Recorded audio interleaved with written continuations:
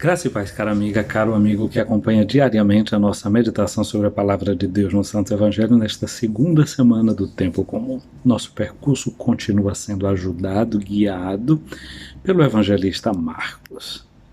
Ontem nós acompanhamos na liturgia um texto que não era do Evangelho de Marcos, porque neste ano, também nos dias de domingo, o Evangelho que nos está acompanhando é Marcos. E nesta primeira fase do tempo comum, durante a semana, nós estamos fazendo também uma leitura sequencial do Evangelho segundo Marcos. Mas ontem o Evangelho nos vinha oferecido pelo evangelista São João. E João ontem nos mostrava, no seu evangelho, o relato do seu encontro pessoal com Jesus, dele e de André, como aquele encontro tinha marcado a sua vida para sempre. Muitos anos depois ele chegava a se recordar ainda da questão do tempo, qual era o horário que ele tinha se encontrado com Jesus. E é muito interessante porque quando ele afirma que era às 4 horas da tarde, isso dentro de uma lógica do tempo para Israel significava que já estava perto do pôr do sol. Ou seja, o dia já estava terminando quando Jesus propôs para ele vir de ver. Então, Jesus nos propõe a experiência com ele a qualquer momento do dia, a qualquer momento da nossa existência. Esse tempo, mais do que um tempo cronológico, é um tempo teológico, significa esse sentido da jornada que está se completando, que para Deus não há hora, para Deus não há momento muito específico, ele pode chegar realmente a qualquer momento. Quando está parecendo que tudo está terminando, pode ser que ao contrário, tenha um grande início na vida e na experiência da gente. E é bom saber isso, que Deus entra para renovar a nossa experiência. Naquele dia que estava terminando, Jesus convida os discípulos de João Batista para entrarem na sua experiência, para irem ver onde é que ele habitava, onde é que ele morava. E quando a gente se lembra do evangelista Lucas no capítulo 24, quando aqueles dois discípulos de Emaús se encontram com o Senhor ressuscitado, eles pedem: Senhor, já é tarde, o dia declina, fica conosco, permanece conosco. Jesus entra na nossa vida e quer a nossa permanência com ele. Mas uma coisa interessante é que dois discípulos de João Batista ontem, escutando João dizer: olha, ali vai o servidor de Deus, o servo de Deus, o cordeiro de Deus, eles foram atrás de Jesus e ficaram com Jesus naquele dia e levaram outras pessoas para Jesus. O evangelho de hoje, o evangelho de Marcos, no capítulo 2, versículos de 18 a 22, mostram os discípulos de João Batista, dessa vez sem entender muito a ação de Jesus. Olha só, teve discípulos de João que, ouvindo João indicar que ele era o Cordeiro de Deus, logo seguem Jesus. Outros, ao contrário, ficam colocando desculpas, não é, encontrando motivos, não é, de confronto, de não entendimento de quem era essa pessoa de Jesus. Eles se aproximam de Jesus para fazer uma pergunta: por que é que os discípulos de Jesus não praticam o jejum como eles, discípulos de João Batista, como os discípulos dos fariseus? Às vezes há pessoas que ficam procurando desculpas para não seguir e para não acolher Jesus. Quantas pessoas muitas vezes dizem, né? Eu aceito Jesus, mas não aceito a igreja. Eu até acolho Deus, mas nas pessoas que dizem acreditar em Deus, eu não tolero.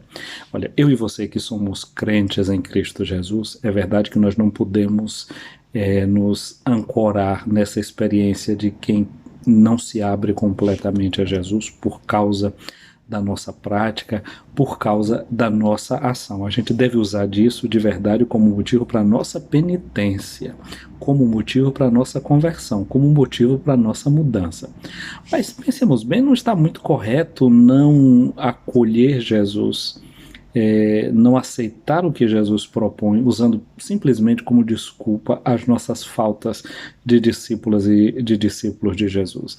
Aqueles discípulos de João Batista quase que como queriam fazer uma crítica direta a Jesus, mas fazem indiretamente, fazendo uma crítica aos discípulos de Jesus. Jesus assumiu a crítica que estava sendo feita e leva os discípulos de João Batista e a mim e a você a aprofundar mais seriamente a questão. A questão era da prática do jejum. E Jesus mostra que o motivo pelo qual os seus discípulos não estavam fazendo jejum era fruto daquela compreensão que eles tinham de que Jesus era o esposo, estava no meio deles, e eles estavam celebrando estas núpcias, este casamento com Jesus. Então não tinha sentido a prática do jejum naquele momento, e Jesus diz, vai chegar o momento em que o noivo vai ser tirado, e aí sim, eles farão o jejum. E Jesus alerta que não tem sentido colocar um remendo novo num tecido velho, nem colocar vinho novo em odres velhos. É preciso vinho novo em odres novos e não fazer certos remendos na nossa prática. Penso que o dia de hoje pode nos ajudar a pedir uma graça a Jesus, a graça de renovar todas as nossas práticas, mesmo práticas antigas. Jesus não tinha nada contra o jejum. O evangelista mesmo nos mostra, os evangelistas nos mostram Jesus fazendo 40 dias de jejum. Jesus que diz que tem certos tipos de demônios que não sairão se não for mesmo com a prática do jejum.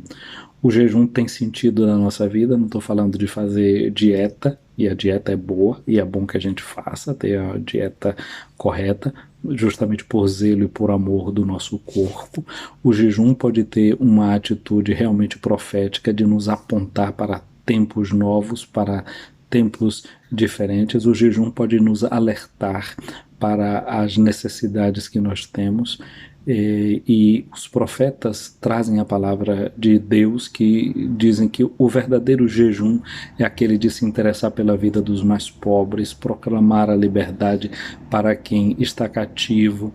E se a gente faz esse jejum verdadeiro, de fato a gente faz aquela penitência que agrada a Deus. Essa é a penitência que agrada a Deus, cuidar da justiça, cuidar do bem dos nossos irmãos, porque o sentido do jejum também para nós é viver numa dimensão de solidariedade. E o que a gente pode pedir justamente a Jesus é essa graça de que ele renove em nós o sentido de uma vida espiritual comprometida. Aquilo que Jesus diz no livro do Apocalipse, eis que eu faço nova todas as coisas.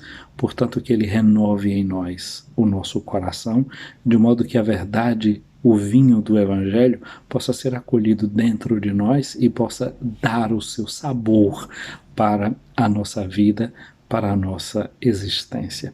Que no dia de hoje nós nos comprometamos com Jesus em um modo tal que a nossa vida não sirva para ninguém colocar desculpas para não acreditar, e ao mesmo tempo nos sirva para nos ajudar a não colocar desculpas nos outros, que se dizem discípulas e discípulos de Jesus, para não acolher Jesus, para resistir a Ele, para resistir à sua graça.